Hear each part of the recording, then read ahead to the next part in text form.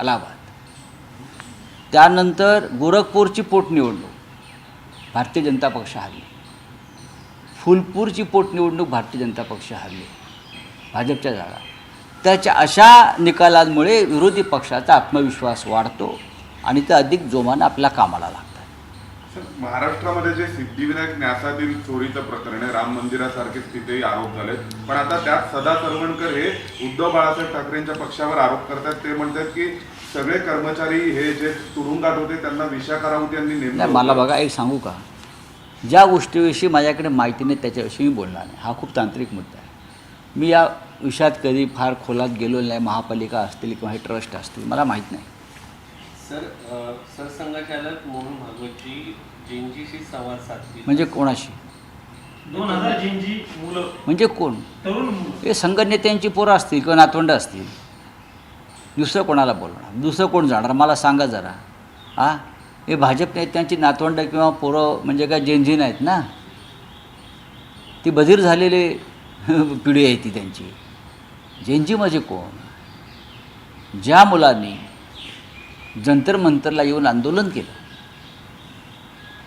ज्या मुलांनी घोषणा दिल्या तुमच्या विरोधात, ज्या मुलांनी जंतर मंतरवर लाठ्या काठ्या खाल्ल्या, ज्या मुलांनी अश्रुधुराच्या नळकांड्या सहन केल्या, त्यांच्यापैकी 2000 लोकांना बोलवा आणि त्यांच्याशी बोला. तुम्ही तुमच्याच नातवंडांना नेत्यांच्या किंवा मुलांना बोलवाल, ते कसले जेनजी आहे? ते तुमचे कार्यकर्तेच आहेत. आज पुन्हा एकदा मंगल मिलन आहे. म्हणजे काय असतं ते? म्हणजे काय असतं मंगल मिलन? म्हणजे काय असतं? काय असतं? भाजपच्या राज्यात काय मंगल राहिलं आहे का? ते आपापसात मिलन करतात. हाँ, क्या असतं मग? कौन सा मंगल मिलन चलता है? क्या है बीजेपी के राज में? क्या मंगल होता है क्या? आज आमच्यासाठी सुप्रीम कोर्टामध्ये जो खटला चालू आहे आमचा आज, तो अत्यंत महत्त्वाचा आहे. सुनावणी सुरू आहे कोर्टामध्ये. पार्लमेंटला काल एक बिल पास झालं लोकसभेला, सुप्रीम कोर्टच्या जजेसची संख्या वाढवण्याबद्दल.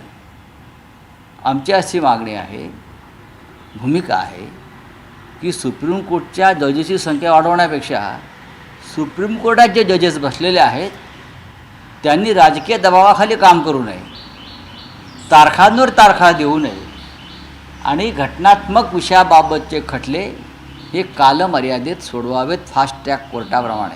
जसं आमचा खटला 4 वर्ष चालवत आहेत. 5 मुख्य न्यायाधीश बदलले, लाज वाटली पाहिजे. सर, काही देशांमध्ये घटनापीठासाठी वेगळे न्यायाधीशांची नियुक्ती केली असते. असे काही कायदे आणले पाहिजेत ना. जजेसची संख्या वाढवत आहे पण हजारो लाखो खटले पडूनच आहेत. सर, सुनेत्रा पवारांना पत्र आलंय निवडणूक आयोगाकडून खुलासा मागणार की तुम्ही घटना दुरुस्ती केली त्याचे. हो, पत्रास कारण की असं असेल एक पत्र. आता सुनेत्राताई वहिनी उत्तर देतील ना. पण कारण काय असं की अशा त्यांच्याही पक्षावर आता काही नाही, आता मी कसं काय सांगू त्यांच्या पक्षातल्या काय घटना घडामोडी तुमच्या आहेत. अमित शहांचा पक्ष आहे, ते ठरवतील काय करायचं. 2018ला तुमच्या जी घटना उद्धव ठाकरे यांच्यासाठी दिली होती त्याच्यामध्ये चुका होत्या असं नंतर सुनावणीच्या दरम्यान शिंदे गटाकडनं सांगण्यात आलं. त्यावेळेस इलेक्शन कमिशनने कधी तुम्हाला नोटीस पाठवली नाही, तुमची कागदपत्र पूर्ण आहेत वगैरे असं? बघा, शिंदेंचा गट किंवा अजित पवारांचा गट हे पक्ष नाही आहे. हे अमित शहाच्या त्या कुठल्या कंपन्या म्हणतात, गुप्त कंपन्या, ते ईडीवाले कुठल्या कंपन्या पकडतात? सेल कंपन्या आहेत त्या. या दोन्ही कंपन्या ज्या एक पक्ष जे आहेत, अजित पवारांचा पक्ष आणि शिंदे यांचा पक्ष, मी त्याला पक्ष गट, या अमित शहांच्या शेल कंपन्या आहेत. त्याच्यामुळे काय व्यवहार झाले ते त्यांना माहिती ना आतमध्ये. हां, चले नदीचं कंत्राट अदानी समूहाला मिळणार आहे. याला तुम्हाला एक प्रश्न होता. आज रामभाऊ माळगी प्रबोधिनी या ठिकाणी 4 वाजता शिंदेच्या नगरसेवकांची बैठक आयोजित केली. त्यापेक्षा त्यांनी भारतीय जनता पक्षामध्ये थेट प्रवेश केला असता तर ते अधिक संयुक्तिक ठरलं असतं. त्यांनी भारतीय जनता पक्षात जर थेट प्रवेश केला असता, कारण ते आता भारतीय जनता पक्षात गेलेलेच आहेत. अमित शहांची इच्छा आहे म्हणून त्यांची ते शेल कंपनी चालवत आहेत. हां, अडाणीचा काय प्रश्न? अदानी यांचं मिठी नदीचं कंत्राट